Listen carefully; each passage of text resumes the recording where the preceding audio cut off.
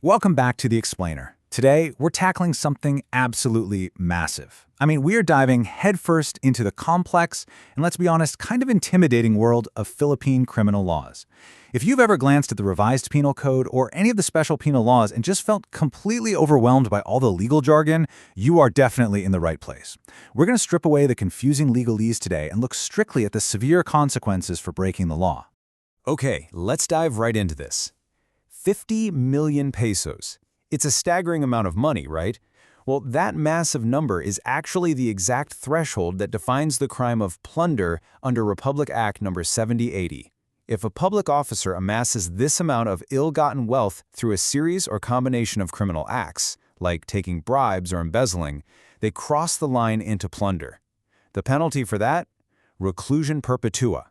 That literally means life imprisonment without parole, plus the absolute forfeiture of all those assets.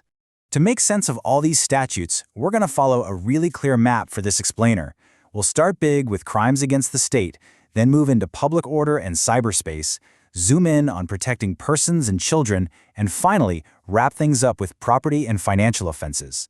Section 1, Crimes Against the State. We're starting with the heavy hitters here. We're talking about grave offenses like genocide, war crimes, and massive public graft that threaten the very foundation and security of the Philippine nation. Did you know there's a really important pivot built into the Anti-Terrorism Act? It strictly targets acts intended to cause widespread fear, damage infrastructure, or destabilize the state. But, and this is crucial, legitimate exercises of civil rights, like advocacy, protests, and dissent, are explicitly protected and totally excluded from being labeled terrorism. For actual terrorism, though, the penalty is life without parole. Even just financing it brings a massive 20 to 40-year sentence. Now, because national security is literally on the line here, the procedural rules get incredibly strict. Under that same Anti-Terrorism Act, suspects can actually be arrested without a warrant and detained for up to 14 days without formal charges. And get this, that period can even be extended by another 10 days. It really shows you just how uncompromising the rules become when the state's security is threatened. But hey, the state is restrained too, especially by fundamental laws against torture. And this is vital. The law completely recognizes that torture isn't just physical stuff like beatings or waterboarding. Under RA 9745, it equally penalizes mental and psychological torture. We're talking about horrors like mock executions or prolonged solitary confinement. If these acts are intentionally inflicted by a person in authority, the penalties go all the way up to life imprisonment. Section 2, Public Order and Cyberspace. This category is all about how we share our public spaces, how institutions handle medical emergencies, and the rapidly expanding digital frontier. Now, what's really interesting about this slide is how insanely technical the law gets to maintain public trust. When dealing with dangerous drugs under RA 9165, police have to follow a super strict Section 21 chain of custody.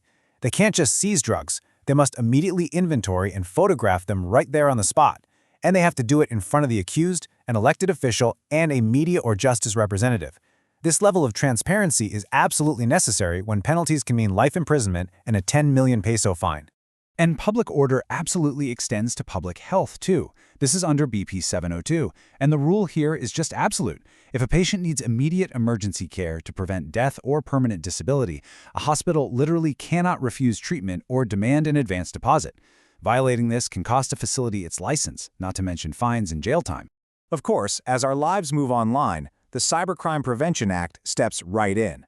The law fiercely penalizes digital offenses, whether it's computer-related fraud, stealing someone's digital identity, or acquiring a domain name in bad faith just to extort someone, which is called cybersquatting. These are all treated as strict violations of public interest and security. Section 3, Protecting Persons and Children. This is arguably the most visceral category we'll cover, focusing on the state's aggressive legal mechanisms to shield vulnerable groups from physical, sexual, and psychological harm. Let's look at human trafficking first. The base crime, using force or coercion to recruit or move people for exploitation, already carries a heavy 20-year prison sentence. But the law escalates incredibly fast. If the trafficking involves a child, or if it's committed by a syndicate, it automatically becomes qualified trafficking, and that triggers an automatic sentence of life imprisonment and a fine of up to 5 million pesos. No exceptions.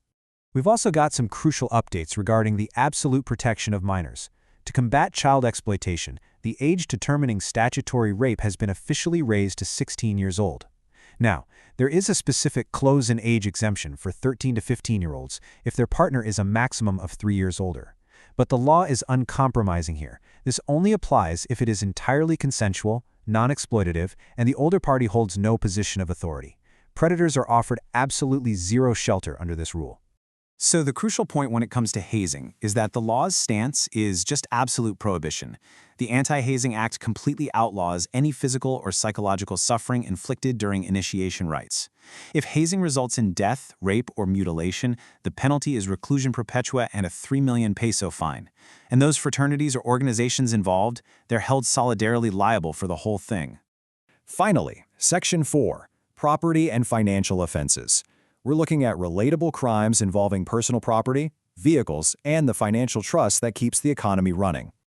Let's demystify fencing for a second. Under PD 1612, you don't even have to be the actual thief to end up behind bars.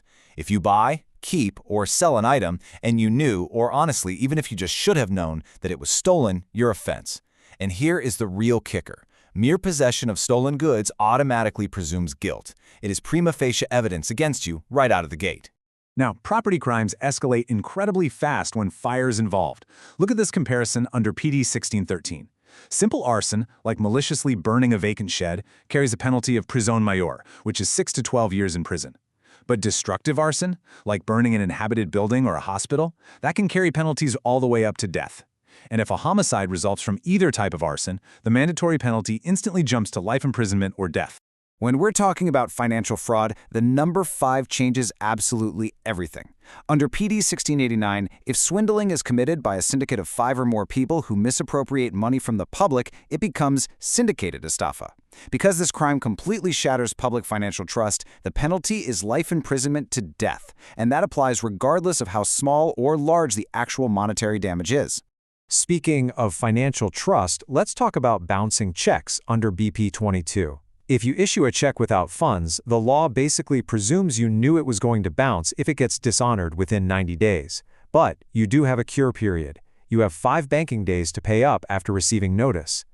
Interestingly enough, administrative guidelines now actually advise courts to consider imposing a fine rather than strict imprisonment for first-time offenders. And this brilliantly illustrates how the law adapts to protect specific assets like your vehicles. Carnapping brings a massive 20 to 30 years in prison, and it's non-bailable if the evidence against you is strong. That penalty escalates to life imprisonment if it results in homicide or rape. Plus, we now have the double placa law, which requires highly visible, color-coded plates on both the front and rear of motorcycles just to curb their use in these types of crimes. Wow. Okay, we've covered a tremendous amount of ground today, from the highest levels of national security all the way down to the checks you write and the vehicles you drive. The absolute bedrock principle of our legal system is this: ignorance of the law excuses no one. Knowing the severe, often unforgiving penalties attached to these statutes, how does this new understanding alter your view of your daily legal boundaries? Think on that, stay informed, and I'll catch you in the next explainer.